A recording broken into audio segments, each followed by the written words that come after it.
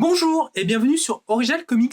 Aujourd'hui, quoi de neuf chez Panini Comics? Eh bien, cette semaine, beaucoup de belles nouveautés chez Panini Comics. Et du coup, on enchaîne tout de suite avec les must-have. Deux must-have cette semaine chez Panini. Nous avons du coup Thor, la Renaissance de Joe Michael Straczynski et Olivier Coipel. Alors, Thor Renaissance, si vous ne le connaissez pas, c'était le récit en fait qui avait servi au début des années 2000 à réintroduire Thor dans l'univers Marvel, qui était mort depuis quelques années, depuis l'événement Ragnarok, qui avait été court en 1998. Et depuis, Thor était décédé, et ça va être la tâche de Joe Michael Straczynski et d'Olivier Coipel de faire revenir le dieu nordique sur Terre avec avec tous ses bons camarades. C'était un excellent récit qui avait vraiment beaucoup réintroduit l'univers asgardien chez Marvel, avec le superbe Olivier Coipel qui est déjà à ce moment-là fantastique, et qui va servir de base à beaucoup de choses les années suivantes chez Marvel. Donc, en plus, c'est extrêmement bien écrit par Joe Michael Straczynski. Donc, faites-vous plaisir en découvrant. Vous pouvez tout à fait découvrir l'univers de Thor avec ce récit-là. Autre grand récit et must-have extrêmement attendu, c'était le Daredevil sous l'aile du diable, dont vous, mon collègue, vous avez longuement parlé dans notre rétrospective sur Daredevil, et qui est du coup, pareil, au début, fin 90, début 2000, le début de l'ère Marvel Knight, qui va réintroduire beaucoup de héros chez Marvel qui étaient un petit peu en disgrâce, et ça va être du coup Kevin Smith et Joey Quesada qui vont s'occuper de ça pour Daredevil, et qui vont du coup faire un récit complètement culte qui va remettre le diable de Elskingshire sur le devant de la scène, et qui va en faire vraiment un des personnages Marvel les plus appréciés de ces années-là, des années 2000. Du coup, vraiment deux super récits à découvrir pour un petit peu vous lancer si vous êtes débutant. On va continuer avec une des ressorties de cette semaine, ça va être Spider-Man, j'ai toujours une descente aux enfers de Jerry Conway. Ça, c'était déjà sorti précédemment dans la collection des Marvel No, qui était le numéro 5 de la Amazing Spider-Man, et qui du coup Panini nous ressort aujourd'hui en one-shot, et qui est un récit justement un petit peu hors continuité, un petit peu différent. On va voir Spider-Man qui va devoir un petit peu remettre de l'ordre dans New York, après que le caïd se soit fait un petit peu virer de sa chaise de baron du crime, et qui du coup va avoir une espèce de guerre civile un petit peu entre les différents membres de la mafia, qui vont chacun essayer de devenir le caïd à la place du caïd. Et c'est vraiment un récit sans grande prétention non plus. On va pas vous dire que c'est un chef-d'œuvre, mais c'est un récit vraiment très chouette, qui se lit vraiment très bien par Spider-Man, et qui est fait par notamment le vétéran Jerry Conway, qui, rappelez-vous, était quelqu'un qui avait déjà fait dans les années 70 du Spider-Man, et notamment c'était lui qui avait tué Gwen Stacy contre l'avis de Stan Lee notamment, et qui avait réalisé des moments assez mémorables pour le personnage de Spider-Man. Donc du coup, on le revoit dans les années 2010 revenir un petit peu sur Spider-Man, pour nous proposer un récit toujours très sympa. Hop. Autre grande ressortie, et ça du coup, ça on l'attendait aussi beaucoup, c'est le tome 3 de la série Runaways. Runaways, c'est cette série qui a été créée par Brian Kevogan et Adrienne Alfona au début des années 2000. Vous avez peut-être découvert ça avec la série télé, qui est en fait une équipe de jeunes super-héros, en tout cas de jeunes, qui vont découvrir en fait que leurs parents sont des super méchants, des antagonistes, et qui vont décider un petit peu de se rebeller et de fuir pour tenter de se créer une nouvelle voie. C'est vraiment une très chouette, vraiment une super série. Brian Kevogan, c'est un petit peu le début de ses premières séries cultes. Il a déjà fait beaucoup de choses chez DC Comics, notamment Y, le dernier homme. Mais là, ça fait vraiment partie aussi de ces très bonnes choses qu'il a réalisées, et qui est une très bonne série adolescente que je vous conseille vraiment, avec des personnages hyper attachants, avec vraiment des très bonnes idées de développement. Et il réussit vraiment à créer une mythologie et toute une cosmogonie en fait unique dans l'univers Marvel, qui n'existait pas du tout avant, et qu'il arrive vraiment à créer tout un casting et quelque chose de très original, et qui du coup est assez rare dans ces univers de super-héros d'avoir des nouvelles choses, des nouveaux univers, des nouveaux personnages. Donc, quand on en a, on s'en réjouit. Et du coup, si vous n'avez jamais découvert Runaways, je vous invite à vous lancer dedans. Et sinon, si vous êtes déjà mordu, vous avez la sortie du tome 3 qui continue l'histoire déjà entamée. Autre sortie que moi personnellement j'attendais énormément, et que je suis très heureux de voir Panini Comics éditer, c'est l'Escadron Suprême. Alors ça, attention chef-d'œuvre. L'Escadron Suprême, c'est vraiment une magnifique série qui était sortie dans les années 80, qui est écrite par Mark Gruenwald, qui était, alors que vous connaissez peut-être un petit peu malgré vous, car Mark Gruenwald, c'était un auteur qui travaillait surtout, qui avait commencé sa carrière en tant qu'éditeur chez Marvel Comics, et qui était notamment, c'était lui qui était chargé de faire respecter la continuité de l'univers. C'était lui en fait qui regardait tous les mois les sorties, qui allait voir les auteurs en disant peut-être fais attention, ce personnage-là, il doit pas être là à ce moment-là, il a pas tel costume, et choses comme ça, et c'était lui qui faisait ça. Vous le connaissez peut-être du coup parce que c'est en partie en fait de lui que s'est inspiré Walter Simonson pour créer les personnages de la TVA que vous avez vu du coup dans la série télé Loki, et c'était lui qui avait servi un petit peu d'inspiration à ça. Et en parallèle de son travail d'éditeur, il a aussi scénarisé beaucoup de choses chez Marvel Comics, notamment c'est lui qui a réalisé l'un des plus gros runs sur Captain America. Me semble-t-il que c'est même encore aujourd'hui l'auteur qui a le plus écrit sur le personnage, et il a aussi réalisé du coup cette série de l'Escadron Suprême.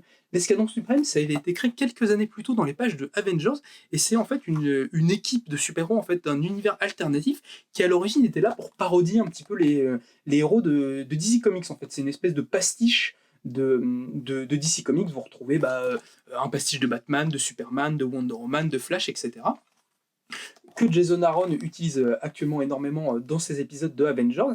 Et Mark Gruenwald, en fait, il va se raconter une histoire sur ces héros qui vont décider, en fait, pour faire de leur monde un monde meilleur, vont devenir de plus en plus proactifs dans tout, en fait. Ils ne vont plus se contenter juste de sauver des gens, mais ils vont avoir un aspect beaucoup plus important. Et du coup, avec ça, Mark Gruenwald va se questionner sur le rôle des super-héros, sur leur impact sur le monde, et un petit peu leur responsabilité, et des questionnements qui seront développés encore une fois bien plus tard, notamment avec le Watchmen de Alan Moore, avec The Authority, avec toutes ces choses-là, qui après feront à la fin des années 90 et surtout dans les années 2000. Et c'est vraiment, avec l'Escadron Suprême, c'est vraiment une base hyper importante pour tous ces récits-là, et vraiment un précurseur de la remise en cause un petit peu de la figure du super-héros dans la bande dessinée américaine. Donc du coup, si je vous le reconseille vraiment très très chaudement, c'est une excellente saga qui a vraiment d'excellents dessinateurs en plus qui viennent soutenir le récit. On a Bob Hall et surtout le grand John Buscema qui vient donner un petit coup de main. Donc vraiment l'Escadron Suprême. Si vous deviez découvrir qu'une chose cette semaine, franchement, moi je vous conseille ça. C'est vraiment, vraiment super. Autre grosse sortie cette semaine chez Panini Comics, on a évidemment le 6e tome de la série Venom de Donny Cates. Donny Cates, vous le connaissez maintenant avec son run Venom, un des qui a révolutionné le personnage, avec Absolute Carnage, avec toutes ces choses-là, où il va donner un côté beaucoup plus cosmique à Venom en changeant ses origines, en créant le personnage de Knull, le père des symbiotes.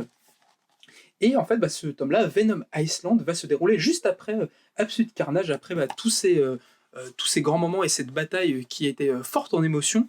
Eddie Brock décide un petit peu pour la sauvegarde de ses proches de partir un petit peu s'exiler sur une île, ou en tout cas de s'exiler autre part pour tenter un petit peu de garder ses proches à l'abri, sauf que ça va pas se passer aussi simple, et Carnage n'est pas très loin et continue de venir le hanter, et ça va faire dans une espèce de chasse à l'homme entre lui et son enfant quelque part avec Carnage. C'est toujours très très chouette. Pour l'occasion, Donny Cates s'accorde les dessins de Mark Bagley, du coup l'un des grands dessinateurs de Venom. C'était lui, rappelez-vous, qui a dessiné la toute première série solo sur le personnage, et qui du coup toujours un excellent travail de Donny Cates sur Venom, avec du coup ça monte en tension jusqu'à l'événement King in Black. Autre grosse sortie là cette semaine, vous avez le 2e tome de la série Miles Morales Spider-Man par Saladin Ahmed. Du coup, c'est la reprise de Miles Morales. En fait, après Brian Michael Bendis, qui avait créé le personnage et qui est parti chez DC Comics, c'est le bon Saladin Ahmed, qui avait fait ses classes chez Marvel, notamment sur Flèche Noire ou sur d'autres petites choses comme ça, qui va reprendre le personnage de Miles Morales, et vraiment très bien. Et dans cette saga-là, en fait, il va offrir à Miles sa propre saga des clones. Et oui, parce que la saga des clones, c'est un grand moment pour tout porteur de l'araignée qu'il soit. Du coup, Saïd Ahmed a décidé de revisiter cette grande saga plus ou moins controversée de l'histoire du tisseur, avec le personnage de Miles Morales, et d'en faire quelque chose vraiment de très chouette. C'est notamment dessiné par Carmen Canero, qui est une jeune dessinatrice qui travaille depuis quelques années chez Marvel, qui avait notamment commencé la série Captain Marvel avec Kelly Thompson, et qui depuis est devenue un petit peu la dessinatrice régulière de Spider-Man, et qui nous offre, ma foi, des très belles planches et vraiment des choses très intéressantes.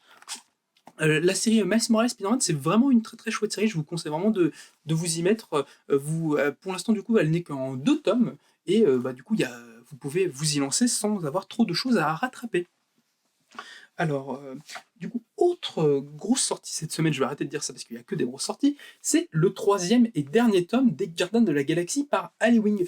Je vous en avais parlé vraiment avec beaucoup d'enthousiasme dans notre rétrospective sur les Gardiens de la Galaxie. C'était la reprise par Aliwing, l'auteur de Immortal Hulk sur les Gardiens, qui en faisait vraiment une saga cosmique de premier ordre chez Marvel. Et du coup, qui conclut ici avec cette saga Last Annihilation, toute son histoire qu'il avait voulu faire sur les gardiens en montrant des gardiens beaucoup plus réorganisés qui deviennent vraiment une force de contrôle du cosmos et qui vont se retrouver confrontés à un ennemi cosmique qu'ils ne pensaient pas voir. C'est du coup vraiment la conclusion de tout ce que Aliwing avait voulu raconter sur les gardiens, malheureusement apparemment écourté faute de bonnes ventes.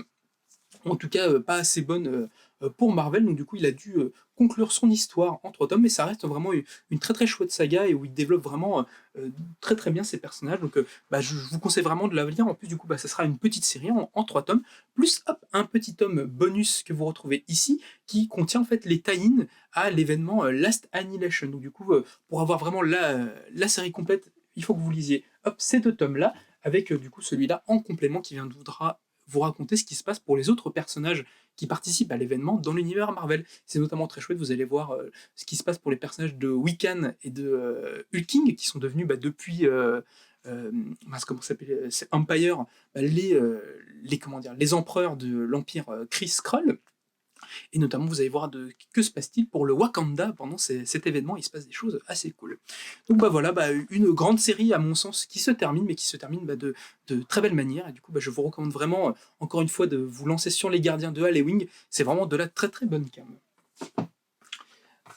Alors, qu'est-ce qu'on a d'autre cette semaine? Qu'est-ce qu'on a d'autre? On a aussi le très attendu 2e tome de Maestro par Peter David. Alors ça fait partie des projets un petit peu nostalgiques que Marvel réalise depuis quelques années, en fait, de revenir un petit peu sur des grandes sagas ou des grands moments de leur univers, et ils ont laissé le soin à Peter David, du coup le grand auteur de Hulk durant les années 80-90, qui avait vraiment révolutionné le personnage en créant surtout l'idée que Hulk en fait a un trouble dissociatif, en fait qu'il est un petit peu schizophrène et qu'il a plein de personnalités qui se répercutent. En fait, on a un petit peu un Hulk pour chaque personnalité, et qui avait conclu un petit peu de grande manière son événement avec le personnage de Maestro, qui était ce Hulk alternatif qui avait conquis lui-même son univers en tuant tous les héros.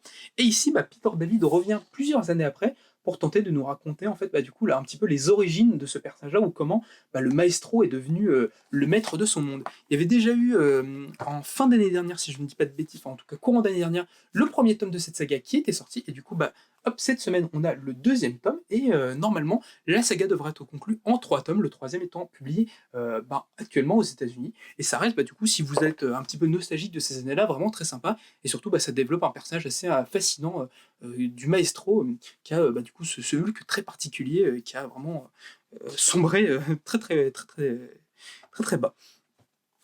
Du coup, autre suite aussi de série, on a le 3e et dernier tome de Spider-Man Deadpool. Vous en rappelez peut-être, c'était au début de All New All Different Marvel. L'éditeur avait décidé d'associer ces 2 héros finalement très bavards et très antinomiques sur certains points, et de voir un petit peu qu'est-ce que leurs aventures pouvaient donner tous les deux. Depuis quelque temps, c'était le scénariste Robbie Thompson qui s'était chargé de raconter les aventures délurées de ces 2 personnages, et dans des épisodes à la fois pas forcément très... je vais vous montrer ça parce que ça spoil un petit peu. Très classique, mais vraiment assez chouette à suivre. L'auteur avait vraiment bien réussi, à mon sens, à caractériser les 2 personnages et à vous montrer vraiment la relation assez finalement fraternelle entre les 2 personnages, en tout cas fraternelle, qui se noue. Donc du coup c'est une série que je vous conseille qui est plutôt sympa, qui ne révolutionnera pas l'univers de la bande dessinée, mais qui est vraiment assez chouette à lire, surtout si vous êtes fan des 2 personnages. Et puis du coup on va conclure cette sortie avec un petit focus sur le personnage de Miss Marvel. Du coup cette semaine Panini Comics réédite pas mal de choses sur le personnage, avec notamment dans sa collection Next Gen du coup les débuts de la jeune héroïne, de Kamala Khan, la nouvelle Miss Marvel en fait, qui est à la suite de cette jeune femme en fait qui habite dans le New Jersey, qui va à la suite en fait de l'event Infinity se voir révéler ses pouvoirs d'inhumain. et va décider, grande fan de super-héros qu'elle est, d'utiliser ses pouvoirs pour faire la justice et de rendre la justice autour d'elle. C'était vraiment pour moi Miss Marvel, une des meilleures séries que Marvel a fait durant les années 2010. La meilleure création d'un nouveau personnage. Kamala, elle est vraiment passionnante à suivre, géniale. Une espèce de Spider-Man un petit peu revisité, mais elle n'est vraiment pas que ça. Et elle a beaucoup de choses à offrir. La scénariste et créatrice du personnage, J. Willow Wilson, que vous avez peut-être découvert, parce que c'est elle qui fait la série Invisible Kingdom chez iComics, a vraiment réussi, à mon sens, à créer un personnage qui existe par lui-même. C'est toujours très compliqué de créer des nouveaux personnages chez Marvel ou chez DC Comics, et là, elle arrive vraiment à créer tout un univers à Kamala Khan, à créer des parents, des amis qui sont attachants et qui restent assez marquants. Donc vraiment, je vous conseille aussi énormément de vous intéresser à Miss Marvel. Ne soyez pas forcément, comme moi personnellement j'ai pu l'être au début, en me dire oh là là, mais qu'est-ce que c'est que ce truc-là ou quoi que ce soit. Non, c'est vraiment une excellente série et une des meilleures que Marvel ait proposées dernièrement. Donc du coup, si vous allez vers cette collection Next Gen, vous allez pouvoir retrouver les 2 premiers tomes qui étaient sortis précédemment dans la collection 100% Marvel. Et du coup, ça devrait, on l'espère, continuer beaucoup.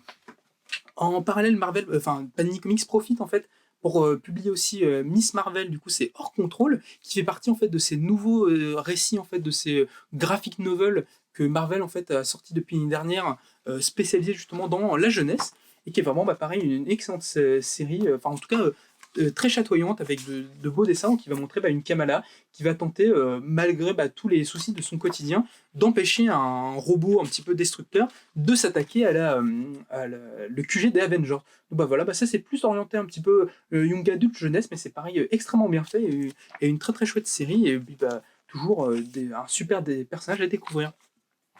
Et enfin, pour conclure, dans leur collection Marvelverse, vous avez retrouvé aussi celui consacré à Kamala, qui va vous proposer, comme vous l'avez découvert pour les précédents numéros, des petits moments en fait choisis par Panini et Marvel pour nous présenter justement l'héroïne, avec quelques épisodes à petit prix pour voir si le personnage peut vous intéresser et avoir un peu un condensé de la vie de l'héroïne.